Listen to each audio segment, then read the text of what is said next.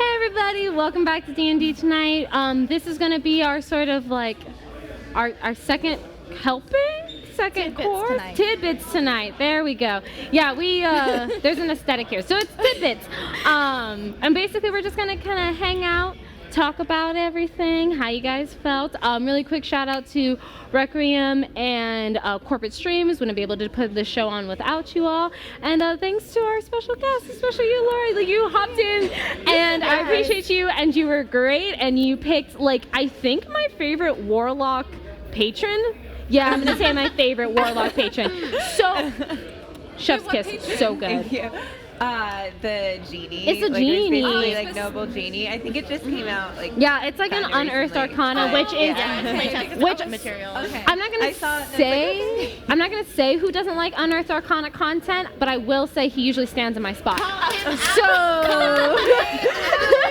And it's good shit, bro. It's good shit. No, it is. I like a lot of it. Yeah. One of these days, I'm gonna play a Druid Circle of the Spores, and no one's gonna stop me. But, oh my god. Yes, but the genie was so good, so good. I loved it. I loved how you described it too, because I was like so fascinated. I was like, there's this last thing with dirt or whatever. That's cool. Yeah, and I like.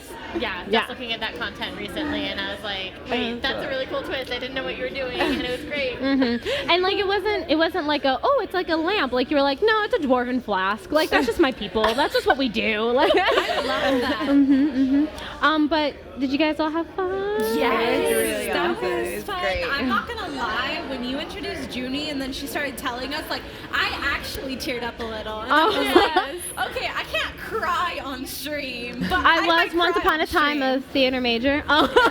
Directing and design never was on stage, so it was completely useless. But I'm glad that you enjoyed it. That was great directing and design, man. Thank you. Well done. No, I loved her character though, and honestly, like that last encounter, I was actually really afraid that we were not gonna get through it. I was like, cool, I'm dead. Yeah, I was like, oh, okay, well, this is gonna be a great stream. Well, I told you guys, like, so they were technically fighting a corpse flower, and part of the corpse flower makeup is when first encountered, a corpse flower contains the corpses of 1d6 plus 3 humanoids. And that's what Aleph was talking about in the bar is there was this urban legend of there's a village rumor of people going into this forest for years really, and people just not coming back. And that's what happened with Junie and her sister Harley. They went in, and Harley got taken up by this monster and added to its corpse. But I could have hit a d6, and we could have been here for so long. Like, I could have gotten a 6 on that d6. I got a 1, so there was 4 bodies. But every time it eats one, it gets health points back. Yeah, So, that is a cool monster for the DM. as a player, not a fan. Don't like it. Can't say it was interesting. Yeah, that's true. It was very interesting. I've never seen something like that before, but Yeah. Don't need to see it again. exactly. Yeah, it was like an interesting thing because as I was writing this, I was like, okay, it's obviously going to be like women empowerment, like these female characters are going to go in and kick ass, but I wasn't sure if I wanted to go like full Moana and have like that Tafiti moment of like, you have to soothe the monster and it'll come back and it's actually yada yada. I kind of just liked you guys kicking ass, I have to admit. I liked that, because that almost would have been too like, oh yeah, well, women are like emotional, and this is and that's not necessarily how it is. You can play as whatever class you want. You shouldn't have to do one specific thing to manipulate it the way you want it. Exactly. Because too often that's a perception Yes. of women in general. Yes. So I appreciate that you let us just fight it straight up. Yeah. Because we can do just as good of a job To be as a male fair. character could. That's the best part of D&D is like our stats are the same Yes. between genders. Yes. So. Yes. Very much I so. also would not have thought, oh, look, hey, the big monster that, like, throws people in and eats them. I'm gonna just talk to it. No, this monster's I mean, you were the eating. druid if anyone was going to do it. This monster was eating whole dead bodies. You So did here's the it. thing. I was at spell slot, so I was like, I got nothing You else. were out of spell slot. Well, here's the thing. Okay, so with my character, I always pick spells based on like my character. So all of my spells are like speaking things because that's what she does. Yeah. So all of like my higher level spells aren't attack spells, so I was out of that. So it's like, let's just try this and see and give it a shot. I liked it though. I liked it. It was very funny because Bradley in the break like came to me and I was showing him everything I'd been writing, and he was like, "Oh, it's a plant? Oh, you have a druid? They're totally gonna cast like speak with plants and." Because I've done that to him before. You had done, you literally, he was like, "Allison tried to do that to me before. Don't let it happen. It cannot be reasoned with. It is a chaotic. What is it? It's a chaotic evil creature. There's no reasoning with it." But instead, I liked you being like, "Yo, what up?" WID. Like, and this monster was like, blah, blah, blah, blah. I totally had speak with plants prepared and everything, but honestly, that option even went out the window when you introduced us to Junie and said like it got her sister. Like I didn't even think about that past that moment. I was just like, we've got to kill this thing. Yeah, and in a way, you kind of still have that like emotional connection. You did something for Junie, like you 100% gave her peace. Yes. But you still kicked ass, and that's what it's about. Yes, we did. So I did the Instagram takeover today, and I got this very interesting question that I wanted to share with you all. I'm still going to answer it on the Instagram, but I figured we're hanging out, we're chit-chatting, and maybe every person can go around the table and answer it. What other women creators, women or non-binary creators, inspire you when you're coming up with a campaign or characters for D&D or any other role play? Like, what kind of influence, whether it be like an actual person, or I'm going to stretch it out, an actual person or a medium or a show or a genre has like really spoken to you when you're coming up with characters and games and everything? I don't know, I thought it was a cool question. No, I like it. I have an answer for this. So for me, it's actually my mother. So hi mom, if you're watching this, you're probably not, but that's okay. Still love you. So with my mother, she's a very interesting person. I hope I don't get in trouble for this, but she's like growing up, she was always very caring for me, and I was not like the best kid to her. We didn't get along the best growing up, but as an adult, we have gotten so much better along. And I've come to know who she is, and she can be super sweet and reserved, but then like in front of certain people, like with me, she will like open up and I will see this like completely different side of her that I didn't know and that I absolutely love. And so for me, I love doing that with my characters, where it's always like something you don't always expect. Yes. Which, because I did not see that coming from my mother. So it's like with this bard, like doing something completely different other than music, have her talk and inspire people that way. Which is like, it's very interesting because I was having a conversation really quick with my friend, because as if you've watched D&D tonight, you know, recently I said I am not pro-bard, I'm actually anti-bard. And my logic behind that is, you can do what a bard does in other classes better. If you want to sit here and play music and come up with rhymes and everything, go ahead, be a bard, I get it. But you did something that I could not feasibly do with, and there's not a motivational cleric, you know what I mean? Like, there's nothing, you did something very special, and like, that's kind of your MO. I've played with you before. You always do like a very unique twist, so it totally tracks about like what you're talking with your mom. Yeah, no, every time I play with Charlotte, it's a fucking blast. Yes. So we had a different like little session earlier this week, just like at our place.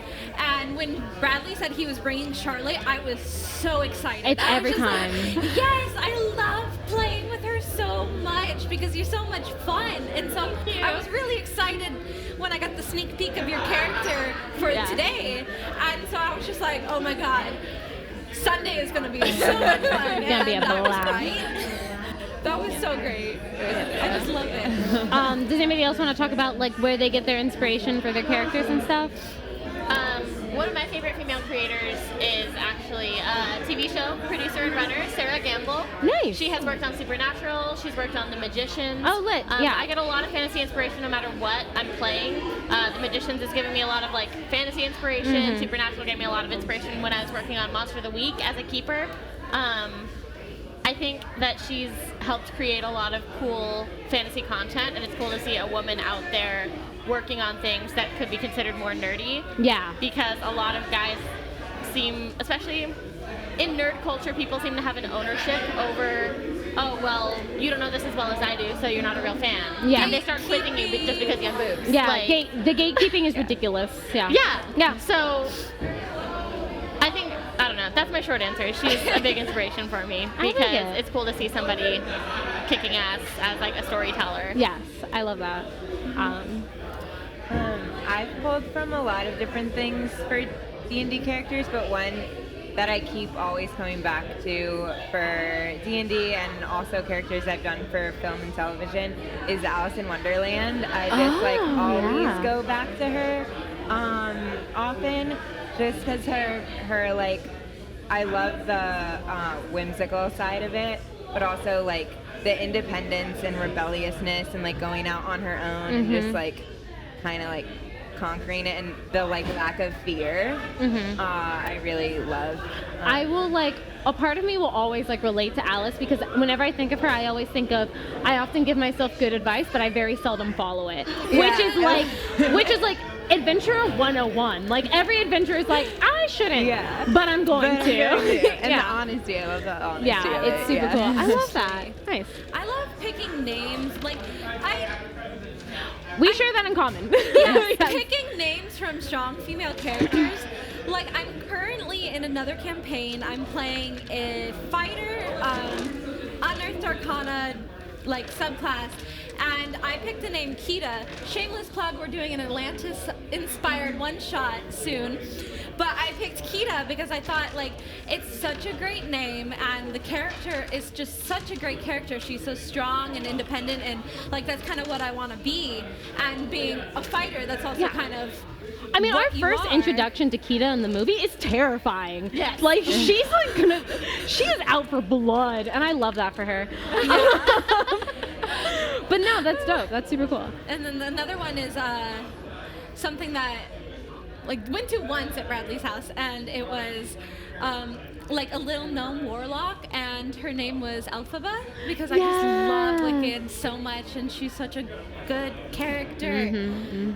Musicals, guys, go watch them. Go musicals. Hey, let's go watch musicals. Yeah. Very story. important. Very important.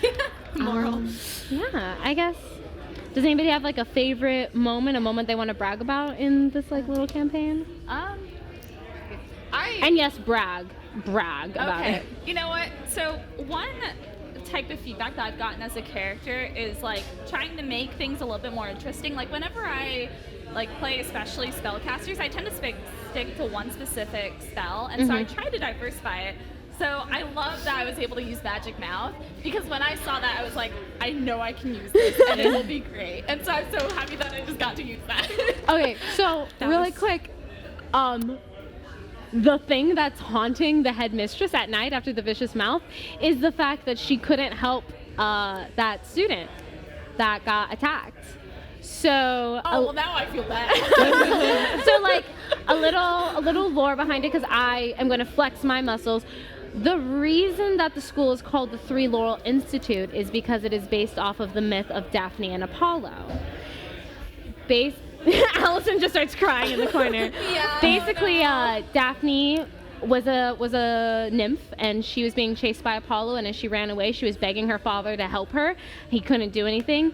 He turned her into a laurel tree. Apollo wholeheartedly, for some reason, wanted to attack her and was like, oh, this is so sad, I'm gonna take the laurels, and that's why like all Greek heroes have those laurels around their heads, and that was like his way of honoring her. But bro, you were about to attack her. So the Three Laurel Institute was an average finishing school until they had a student who was attacked and killed, and now the headmistress has sworn it as her duty to make sure that that never happens to another student ever again. Great. But that's why she was so proud of you all, and that's why she was especially proud of Ophi, because Ophi knows this. Yeah, that's her like secret that she knows as a hermit. Hermit background. Yeah, her and the headmistress are very close, and she confessed that to her, and that's why she wanted you all to go out and help this town. Make sure nothing ever bad happened to it again. Well, good to know. Yeah. There's lore behind everything. But yeah, anybody else have any moments? There's my moment to brag about. Anybody else? My favorite was at the end when Ophi stayed, I like. Yeah. I was like, I'm gonna cry. Very in It was character. awesome. Yeah. I was reading over like plant growth and going through when we were in combat, and I was going through my spells, and I was like, I have to stay and help this. Unless like it all goes back to normal somehow, I have to stay and help. There's no way I can't just leave. Mm-hmm. I felt bad, like I felt like I was actually there. I was like, no, I can't just leave this. No. If I could do something about And it. the headmistress was very proud of you. Very proud. You did good. You did good, kid. You did good. All right, Allison. I don't know. It was my first time playing Okay, so, paladin like- or anything fighty. I always play spellcaster. So how was that? I like having 2 attacks. And all the hit points. Yeah. It felt good to not be scared for my life. Because usually I take 1 hit and I'm like, cool, so I'm just going to be back here in the corner now. Yeah. It felt good to be able to do more. Mm-hmm. But I don't know. You just loved it all. It was a weird sensation. I don't It know. was a weird I sensation. still got to dwell on it a Yeah. little bit. But No, it I was just- cool. I'm glad that I diversified my portfolio of characters. Yes.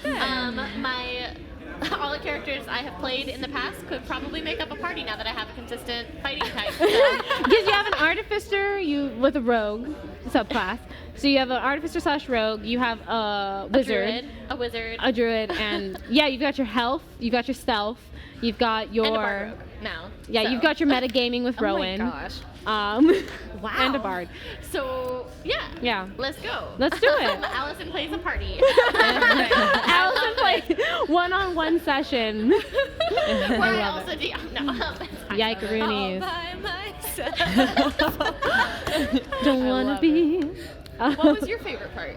Oh, I don't know. It was just really nice to like see y'all kick ass. Yeah. It was really nice. It was really nice. And then like me being the geek that I am, I'm like, ooh, this little section and ooh, this little section because this is my homebrew campaign. It was so good. Thank you. I love Thank putting you. together. I Really love cool. what you did. Yeah. Thank you. Thank you. It's my first world that Bradley kind of was like, here you go, boom, boom, boom, boom, boom, and then I grew it myself. So Nice.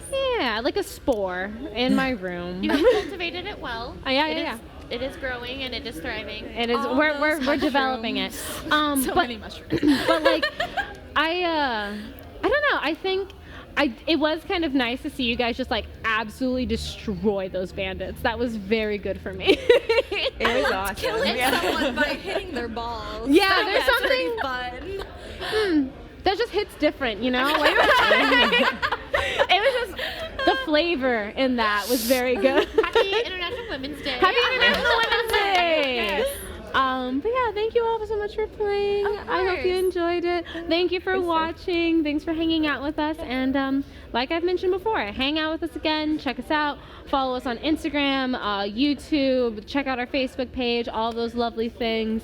And if you would like, follow all of us individually because we go out and we do other things too. So definitely keep in. We're streaming the campaign tomorrow, yeah? Yes. Yes. But this will not come out today. Oh, that's fine. Okay. Yes. Would you like to plug your? Yes. Plug yourself. Oh, Yes. Go for it. I'm Fairy Human on Instagram. Yeah. And I'm also on a horror D&D live play podcast called Fear Initiative, and on a black and white like David Lynchian like YouTube D&D show called Dragon Coast Survivor's Guide. Yeah. Check it out. Definitely check it out. We would love to like support you and all that. We Thank do you. support you, obviously. I love being here. This is so much Oh, fun. yeah, It was so I had much a good fun. Like I don't get to play with a lot of women. Like usually all my groups are mostly men. So Yeah. it's good. It's nice. It hits. It's good. It's good. But yeah, I think that's all for tonight. So thank you so much. You all have a good night and see you next time. Bye. Bye.